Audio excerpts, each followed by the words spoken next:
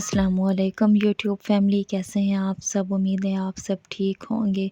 अभी शाम के 5 बजे हैं और आज मैं अपना व्लॉग इवनिंग से स्टार्ट कर रही हूँ। वैसे तो हमेशा मॉर्निंग से स्टार्ट करती हूँ, लेकिन आज मैं इवनिंग में बना रही हूँ क्योंकि मॉर्निंग में मैं थोड़ा सा बिज़ी थी और घर नहीं थी, इस वजह से। तो मैं आज अपने बैग में से सब कुछ निकाल कर और उसकी सेटिंग कर रही हूँ। बहुत ही मैस हुआ था, यूँ समझें ये उम्र वाहियात की ज़ंबील बनी हुई थी।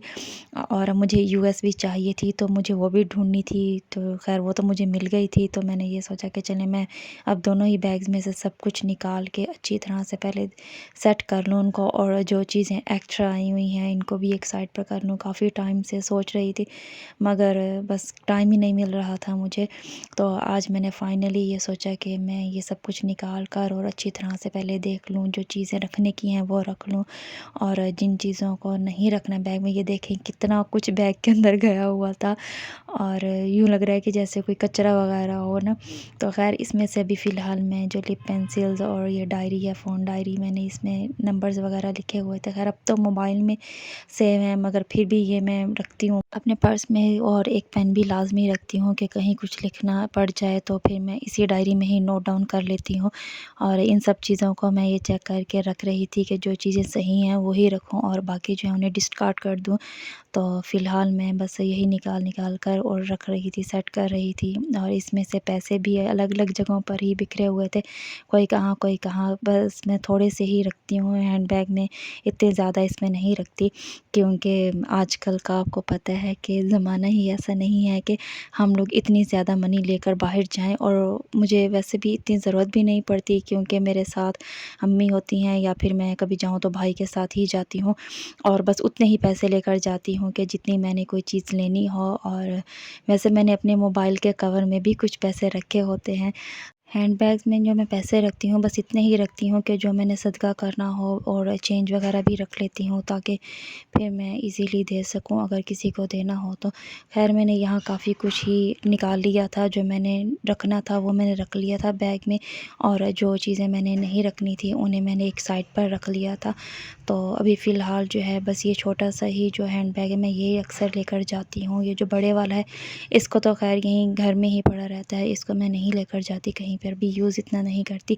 अभी इसमें कुछ चीज़ें मैंने रख ली थी और आई ड्रॉप्स वगैरह भी मैंने इसी में ही रखे हुए हैं। और जो लोग मुझसे पूछ रहे थे कि आइज़ का, तो आप लोगों का बहुत बहुत शुक्रिया जिन्होंने मुझे दुआएं दी थी। हाँ, पहले से काफ़ी बेहतर हैं अब मेरी आइज़, और इंशाल्लाह अब मैं ट्राई कर रही हूँ कि मैं फिर से व्लॉग डेली डालती रहूँ।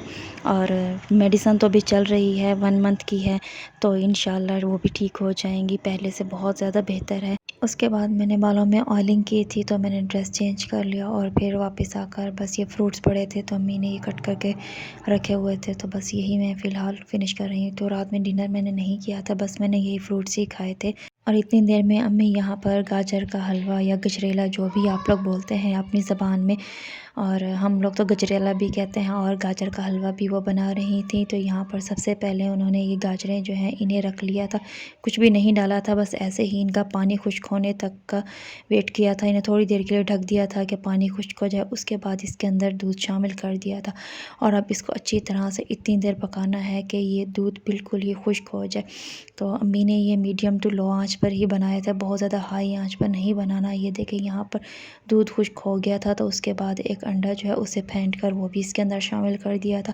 वैसे मुझे इतना ज़्यादा कोई अंडा अच्छा लगता नहीं है इसमें, खैर खा लेती हूँ, लेकिन मतलब अंडे के बगैर वाला मुझे ज़्यादा अच्छा लगता है। फिर यहाँ पर चीनी शामिल कर दी थी अम्मी ने। और हाँ, ये मैं बताना भूल गई थी कि इसमें अम्मी ने 2 चम्मच देसी घी भी शामिल किया था। आपकी अपनी मर्ज़ी है, आप ऐसे ऑयल शामिल करना चाहें, वैसे देसी घी में ये ज़्यादा ही अच्छा बनता है। तो बस इतनी ही देर मैंने बनाती गई थी कि ये सब चीज़ें बिल्कुल ही ड्राई हो जाएं। बस अब यहाँ पर ये रेडी हो गया था गाजर का हलवा, तो इसे अम्मी निकाल रही हैं एक बाउल के अंदर। और बस लास्ट में इसके ऊपर ये खोया शामिल कर दिया था, और नट्स इसके ऊपर इसलिए नहीं डाले क्योंकि अब्बू नहीं खाते नट्स, तो इस वजह से। बस यहाँ पर फिर मैंने 1 स्पून के जितना टेस्ट भी कर लिया था ये भी, जैसे ये रेडी हो गया था।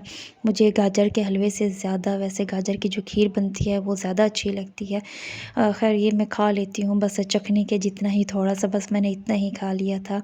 उसके बाद ये है नेक्स्ट डे का क्लिप, और यहाँ पर सुबह में यहाँ नाश्ता हो रहा था और नाश्ते में आज ये चाय और पराठा मैंने लिया था। ये मैंने साथ में रायता भी था, बस मैंने 1-2 निवाले तो रायते के साथ खा लिए थे, बाकी मैंने ऐसे ही पराठा खा लिया था और साथ में मैंने चाय पी ली थी। पराठा कोई भी हो मुझे चाय के साथ लेना ज़्यादा अच्छा लगता है। उसके बाद दोपहर में यहाँ पर मिक्स सब्ज़ी बन रही थी, तो ये मैं ही बना रही थी मिक्स सब्ज़ी। इसके पूरी रेसिपी मैंने नहीं रिकॉर्ड की क्योंकि बस जल्दी-जल्दी में बना रही थी, तो फिर इसी वजह से इसमें मैंने चिकन भी डाला था और बस इसे मैंने झटपट से जल्दी से तैयार कर लिया था। फिर इसके बाद मैंने दही भी डाली थी और जैसे ही दही का पानी खुश्क हो गया था, तो उसके बाद फिर मैंने इसके अंदर थोड़ी-सी मेथी क्रश करके हैंड से वो डाल दी थी।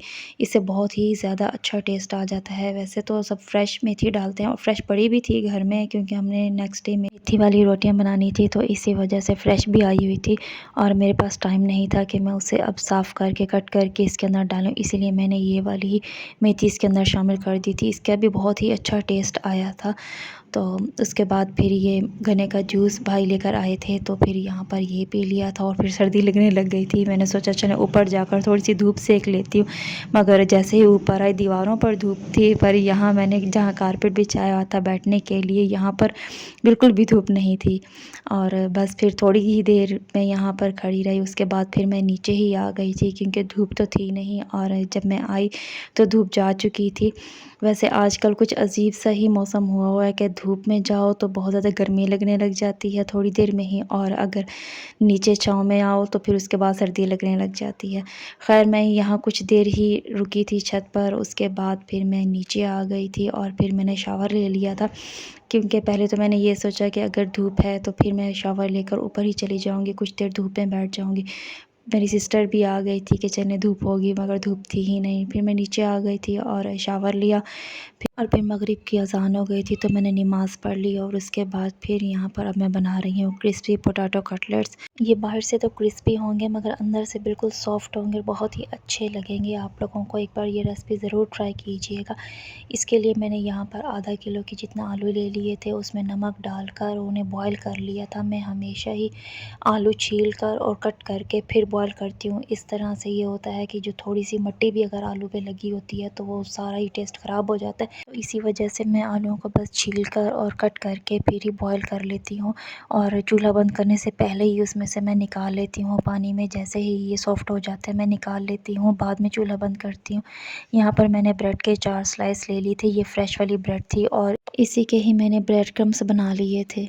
और यहाँ पर धनिया और सब्ज़ मिर्च ये भी मैंने इसी के अंदर ही शामिल कर दी थी। एक मैंने मीडियम साइज़ का प्याज ले लिया था, इसे भी मैंने चॉप करके तो इसी के अंदर ही शामिल कर दिया था। और यहाँ पर एक शिमला मिर्च ले ली थी, इससे बहुत ही अच्छा टेस्ट आएगा, उसे भी मैंने चॉप करके इसके अंदर शामिल कर दिया था। और यहाँ पर मैंने नमक शामिल किया है थोड़ा-सा और सुर्ख मिर्च शामिल किया है और उसके बाद इसके अंदर मैंने हल्दी भी शामिल कर ली थी। आप लोग देख लीजिएगा, जितना आप लोग कम ज़्यादा करना चाहें अपनी मर्ज़ी के मुताबिक स्पाइसेस कर लीजिएगा। उसके बाद यहाँ काली मिर्च शामिल की थी और भुना और पिसा ज़ीरा शामिल कर लिया था इसमें, और फिर इसे अच्छी तरह से मिक्स कर लेना है। और मैंने एक लेमन ले लिया था, इसके बीज मैंने निकाल लिए थे, वो भी इसके अंदर ही मैंने शामिल कर लिया था। आप लोग अगर बहुत ज़्यादा खट्टा खाना पसंद करते हो तो आप एक और लेमन भी इसमें शामिल कर लीजिएगा, मगर हमारे घर में सिर्फ इतना ही खाया जाता है तो इसलिए मैंने सिर्फ एक ही लेमन इसके अंदर शामिल कर लिया था, तो इतना ही काफ़ी हो गया था। उसके बाद मैंने इन सब चीज़ों को हाथ से मिक्स कर लिया था, क्योंकि चम्मच के साथ ये सब अच्छी तरह से मिक्स नहीं होंगे, तो इसीलिए बस यहाँ पर मैंने एक नींबू इसके अंदर निचोड़ दिया था। उसके बाद अच्छी तरह से इन्हें मिक्स कर लेना है कि जो मिसाले हमने इसके अंदर डाले हैं और जो वेजिटेबल्स हैं वो भी अच्छी तरह से मिक्स हो जाए। यहाँ पर मैंने इसके अंदर चाट मसाला शामिल किया था, क्योंकि पहले मैं इसे डालना भूल गई थी, तो फिर अब मुझे याद आया, फिर मैंने इसे लास्ट में ही शामिल कर लिया था और इसे भी अच्छी तरह से मैंने इसके अंदर मिक्स कर लिया था। ताकि सब स्पाइस और वेजिटेबल्स आपस में अच्छी तरह से मिक्स हो जाएं। आप लोग भी मिक्सिंग अच्छी कीजिएगा। उसके बाद यहाँ पर मैंने पानी में थोड़ा सा मैदा डाला था और नमक और काली मिर्च डालकर इसे अच्छी तरह से मिक्स कर लिया था। इसकी एक स्लेरी सी बना लेनी है, बहुत ज़्यादा थिक भी नहीं हो और बहुत ज़्यादा पतली भी नहीं हो। ये देख लें, इस तरह की कंसिस्टेंसी होनी चाहिए इसकी, क्योंकि हमने एक कोटिंग इसकी ही करनी है। बस इसे भी मैं अब रेडी करके एक साइड पर रख दूँगी। और इसके बाद यहाँ जो एक ब्रेड का स्लाइस मैंने रखा था, ये वो मैं इसके भी ब्रेड क्रम्स बना लूँगी। आप लोग चाहें तो इसे चॉपर में भी ब्रेड क्रम्स बना लें, और अगर इस तरह से करना चाहें तो रब करते जाएंगे और ये बहुत ही ईज़िली ब्रेड क्रम्स बन जाएंगे। मैंने ये एक ब्रेड का स्लाइस इसलिए बचा लिया था ताकि मैं आप लोगों को दिखा सकूं कि ये बिल्कुल ही फ्रेश ब्रेड है। तो आप लोगों ने भी फ्रेश ब्रेड ही लेनी है, और जो पहले की पड़ी हुई है वो नहीं लेनी। आप लोग फ्रेश ब्रेड लेंगे और उससे बनाएंगे तो बहुत ही क्रिस्पी बनेंगे। तो बस मैं एक जो स्लाइस मैंने रखा था दिखाने के लिए, मैं उसको भी यहाँ पर इस तरह से रब करके ब्रेड क्रम्स बना लूँगी। मैंने इस जो पहले मैंने 4 स्लाइस लिए थे उसमें से मैंने थोड़ी-सी तो पोटैटो के अंदर ही शामिल कर ली थी, बाकी के ये देखें ब्रेड क्रम्स बन गए हैं और इस तरह से बहुत ही अच्छे और बहुत ही क्रिस्पी आपके पोटैटो कटलेट्स बन के तैयार होंगे। यहाँ पर अब मैं थोड़े-थोड़े से लेती जाऊँगी और इनको शेप दे देकर उसके बाद मैं सबसे पहले इसको जो मैंने मैदे का मिक्सचर बनाया था इसके अंदर डिप कर दूँगी, और लास्ट में मैं ब्रेड क्रम्स लगाकर इसको साइड पर रखती जाऊँगी। आप लोग साइज़ देख लीजिएगा, जिस तरह का शेप और साइज़ आप लोग रखना चाहें वो आप रख सकते हैं। इस तरह से सभी रेडी करने के बाद आप लोग इसे आधे घंटे के लिए फ्रिज में रख दीजिएगा ताकि ये अच्छी तरह से सेट हो जाए। इन पोटैटो कटलेट्स को आप लोग फ्रीज़ नहीं कर सकते। आप लोगों ने जब बनाने हो तो इसे फ्रेश ही बना के उसी दिन ही सर्व कीजिएगा, या गेस्ट वगैरह के लिए आप लोगों ने बनाने हो तो उसी दिन ही बनाइएगा। हाँ, ये है कि आप लोग 1-2 घंटा पहले बना सकते हैं इसे, मगर इसे आप लोग फ्रीज़ नहीं कर सकते। बस उसके बाद इनको आप लोगों ने थोड़े से ऑयल के अंदर ही फ्राई करते जाना है। यहाँ पर मैंने पैन में थोड़ा-सा ऑयल ले लिया था और ये मस्टर्ड ऑयल है, और इसके अंदर ही मैंने इन्हें फ्राई कर लिया था। आप लोग इसे कुकिंग ऑयल में फ्राई कर लें, बस हल्का सा ही इन पे कलर आ जाए, जैसे देखें इस तरह से। तो इनको आप लोगों ने उतारते जाना है। मीडियम से लो आंच पर आप लोग बनाइएगा, बहुत ज़्यादा टाइम में नहीं बनते, बहुत ही जल्दी बन जाते हैं। और मेरी ये रेसिपी आप लोगों को उम्मीद है बहुत अच्छी लगेगी। तो इस रेसिपी को ट्राई करके मुझे ज़रूर बताइएगा कि आप लोगों को ये रेसिपी कैसी लगी। जिन्होंने मेरे चैनल को अभी तक सब्सक्राइब नहीं किया तो वो लोग मेरे चैनल को सब्सक्राइब कर लें, और इंस्टाग्राम पर भी मुझे फॉलो कर लें। लास्ट में मैं आप लोगों को इसकी आवाज़ भी सुनवा दूँगी कि ये कितने क्रिस्पी बने थे। और मिलती हूँ नेक्स्ट व्लॉग में। अल्लाह हाफ़िज़।